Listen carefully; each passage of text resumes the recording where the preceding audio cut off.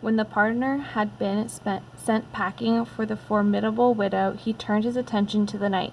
Sir, I can see you a God-fearing a man as ever set knee to a church floor. Here you are, riding to the Canterbury in hopes of a blessing, and here I am, with a pack full of holy objects, all honeyed over with blessings for a man who touches them. Give me a crown, and I will let you see the head cloth of the Holy Virgin herself, and I'll throw a glimpse of St. Sebastian's thigh bone preserved in alcohol. Thank you, sir, said the knight, who was always polite, even to fools. But last year I stood in Jerusalem itself and saw the garden where our Lord Jesus was laid, and where he rose to life again. I saw the field where the blessed George Cross flamed in the sky before Crusaders' victory over the infidel. I don't know how, but that your veil and thigh bone would be a disappointment after that. The sea captain was much less polite. When I was sailing in Haut on the Red Sea, I sank a ship carrying 200 holy grails, a flock of sheep's bones, and each one labeled with different saints' names, and enough splinters from the cross to build Noah's Ark all over again.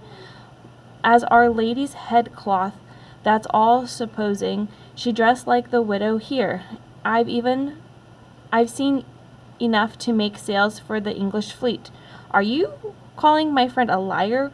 Roared the summoner, pushing his spectacles nose in. The captain reeled at the smell of raw garlic, but was unabashed. Yes, I'm calling him a liar and a charlatan. Ah, well, that's all right then. And the summoner burst into a catastrophic laugh. The doctor, who I look at St. Sebastian's thigh bone, and said it was a pig's trotter. Ah, well, I brought in good faith, bleating the pardonner, and those of you who scoffed at us officers of the church will burn in hell. This threat, even coming from the straggly-haired booby, silenced everyone. The partner looked around in triumph, and seeing the chance to drum up a little custom, told the story about his favorite subject, death. The partner's tale, death of murderers. The man Grab was slumped over a table at the Tavern Inn in South Wark. You may know the place. He had welted his brain with beer, and it weighed heavy. The clanging of the church bells registered dully in his ears. Who are they bearing? He asked. Old Harry, the landlord, who was whipped tables close by, said, Don't you know? I wondered why you weren't at the funeral, him being a friend of yours. It's Collie the Fence. Caught it last Wednesday and gone today. Him and his wife and his 2 boys. Caught what? Demanded Grab, grasping Harry's arm. The Black Death, of course. Then another customer chimed in. Aye, they do say the plague come to the Completon over yonder, and death laid hands on every man, woman, and child, and carried 'em off. Where? Carried them off where? Demanded Grab, fighting his way through the drink haze like a ghost through cobwebs. Who don't know where death carries off men too, said a deeply hooded character sitting in the corner of the bar. But he sure enough comes for every man in the end, and he's taken twice his share recently, thanks to the plague. Tears of indignation started in Grab's eyes. I don't see what gives death the right to carry off anyone, he slurred.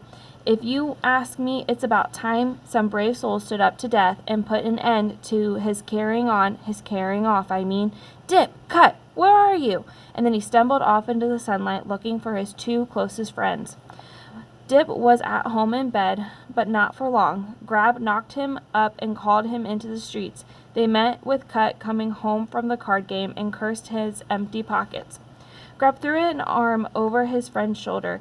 Have you heard? Old Collie the Fence is dead. Death carried him off, and all of his family in a couple days.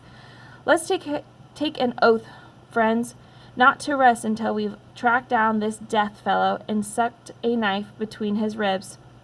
Think what the mayor and parish would pay if we brought in Death's dead body. Besides, how many purses do you think he's emptied in the dark highway, eh? Death must have made himself quite a water fellow by now. Cut fingers his sharp penknife, the one he used for cutting purses. Dip felt his fingers itch at the promise of rich pickings. "We're with you, neighbor Grab," they cried, and they went off reeling, not the sum total of one brain between the three of them. They looked for Death in the graveyard, but decided he must be out hunting the living instead. They looked for Death in the fields, but had always gone before they arrived, leaving flowers doomed to wither and their leaves sooner or later to fall. Then, as the daylight failed, they saw a small figure on the road ahead. "We've caught up to him!" cried Grab, and they fell on the man with wailing fists. "Wait a minute, this isn't Death at all," said Cut, letting his pen knife fall. "He's just some silly old duffer. Look at him. He's older than Methuselah." The old man peered out at them out the dark recesses of his hood.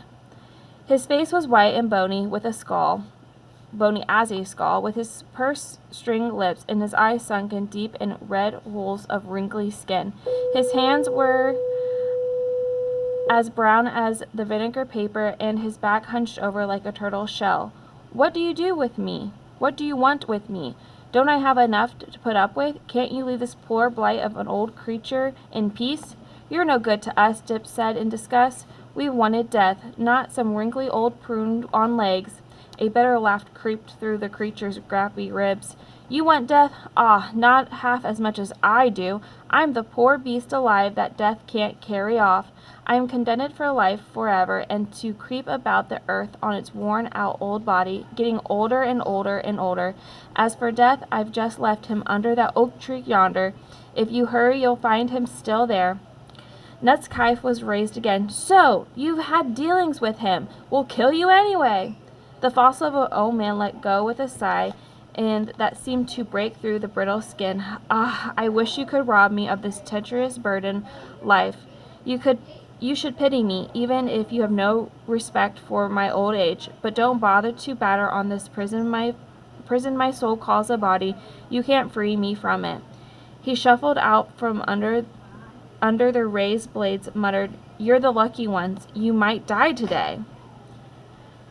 "Get to bed with the maggots and mold, you old relic of the devil," Grab cursed. "We're on our way to kill Death. There will be no one to die any more." As soon as the old man was out of sight, the three accomplices forgot him completely.